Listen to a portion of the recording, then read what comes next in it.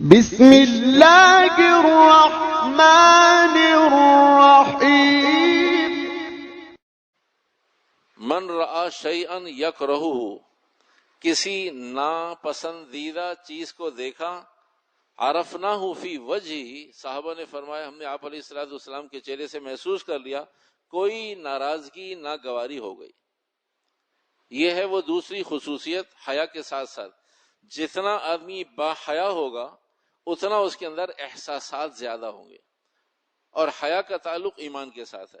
اگر اس بات کو یاد رکھیں تو پھر انشاءاللہ الرحمن مضمون کے آخر تک بات سمجھنا آسان ہوگی۔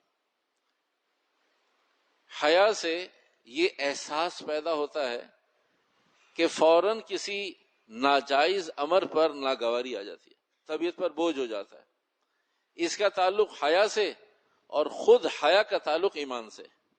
گویا کہ جتنا ایمان ہوگا اتنی حیا ہوگی، جتنی حیا ہوگی اتنی ہی شریعت مطہرہ کی کسی نافرمانی پر ناگواری طبیعت پر بوجھ پر چہرے پر حاضر ہو جائے گی۔ اور اگر طبیعت پر گناہ کی وجہ سے، نافرمانی کی وجہ سے، حکم عدولی کی وجہ سے، کسی خواہش کی وجہ سے، خلاف سنت عمل کی وجہ سے ناگواری نہیں آتی تو اس کا مقصد ہے کہ ایمان کا اتنا ذرہ بھی اندر موجود نہیں ہے جس سے ناگواری آ جانی چاہیے تھی۔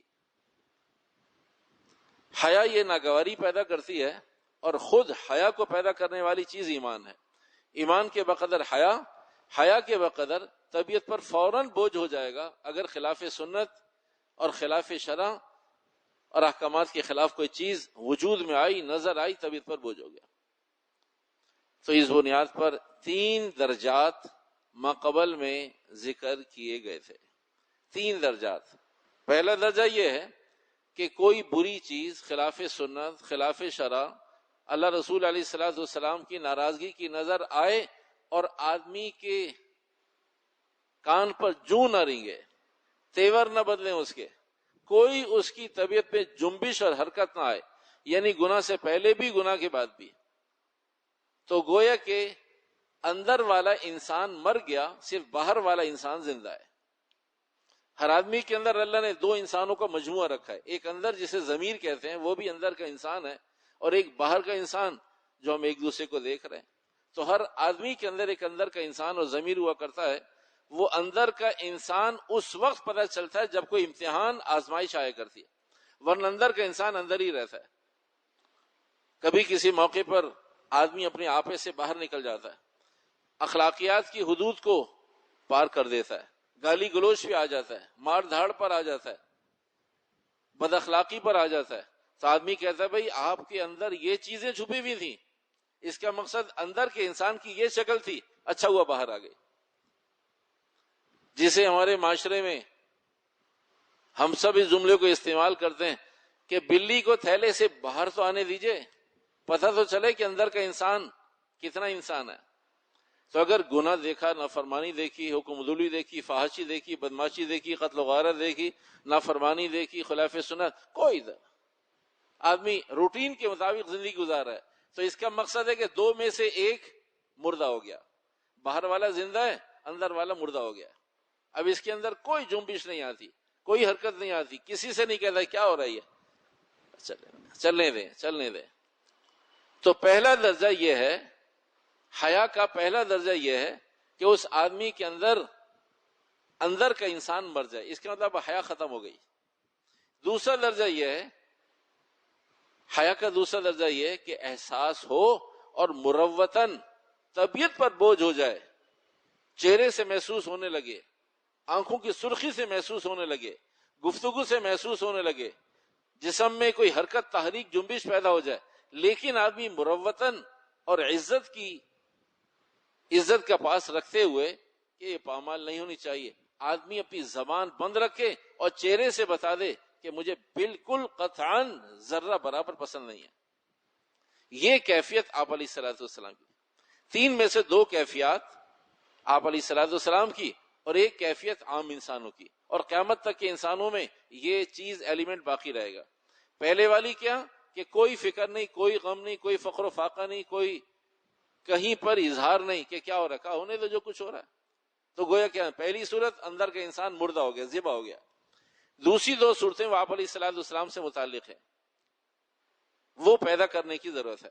پہلی بات، گناہ ہو، احساس ہو، ادراک ہو، لیکن آدمی اپنے چہرے سے، آنکھوں سے، تیور سے بتا دے کہ یہ عمل ٹھیک نہیں ہے، لیکن عزت کا پاس رکھتے ہوئے ذرا زبان بند رکھے۔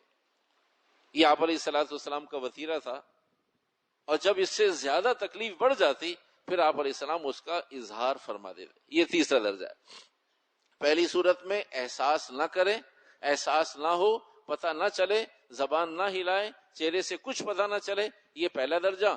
دوسرا درجہ، چہرے سے پتہ چل جائے لیکن زبان پھر بھی نہ کھولے۔ تیسرا درجہ، زبان سے اظہار کر دے کہ انتہائی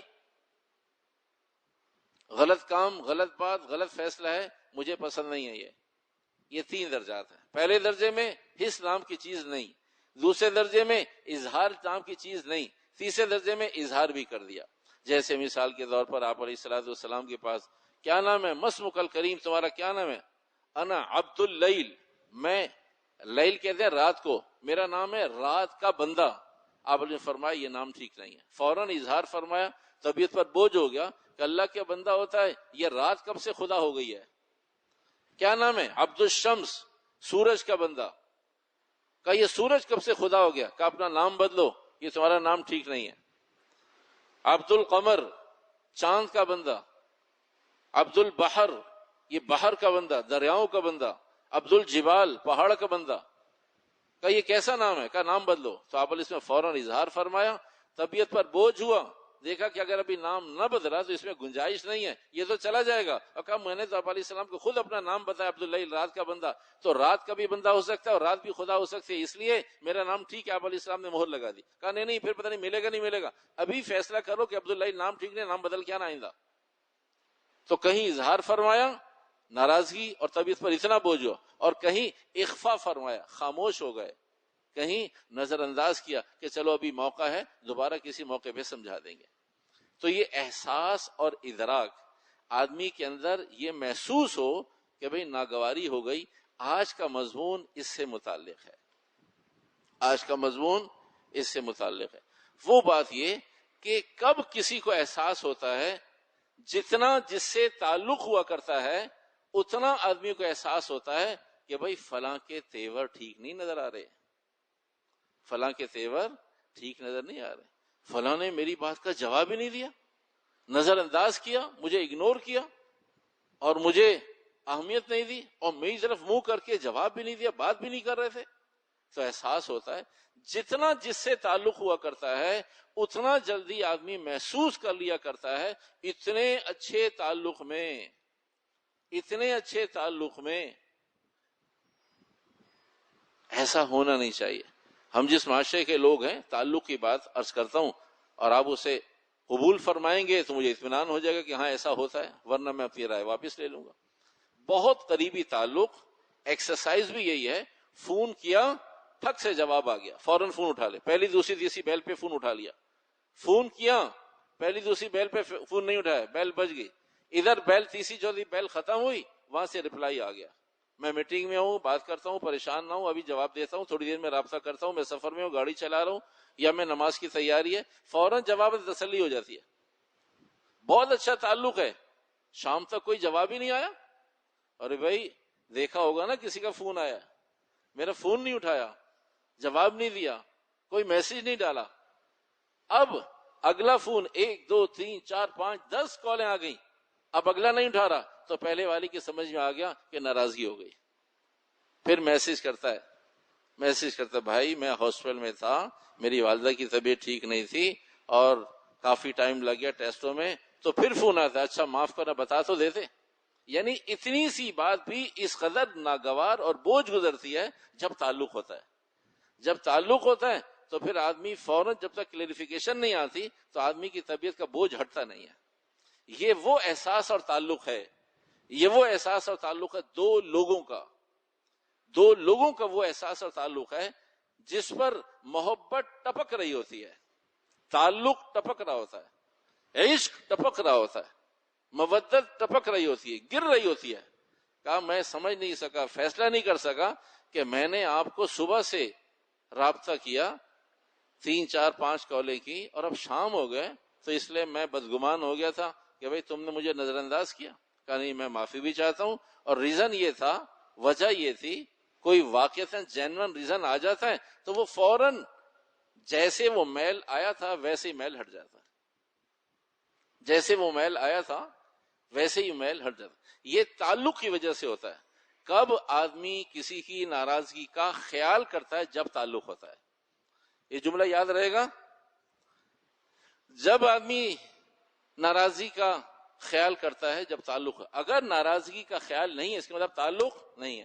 دیکھو میرے بھائیو, یہ ترازو ہے, ترازو.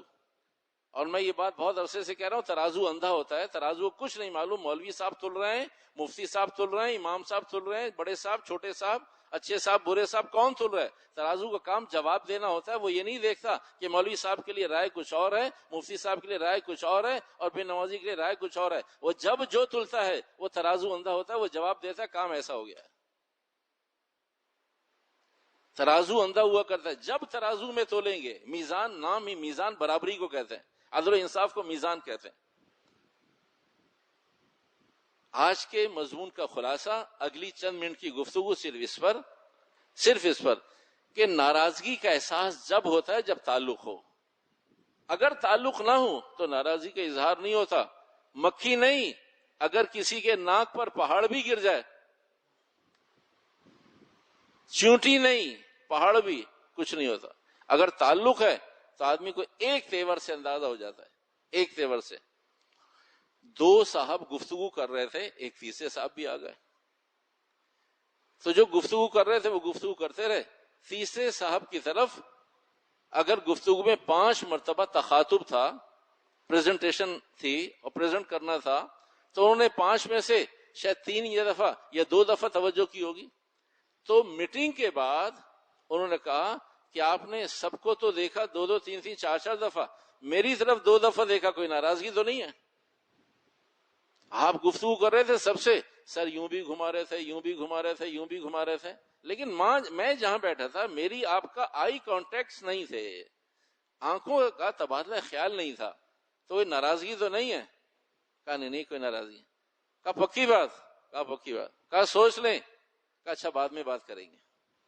تیسرے جملے میں کہا ہاں ایک میسج دے دیا, ہاں کچھ ہے, کوئی ناراضگی ہے.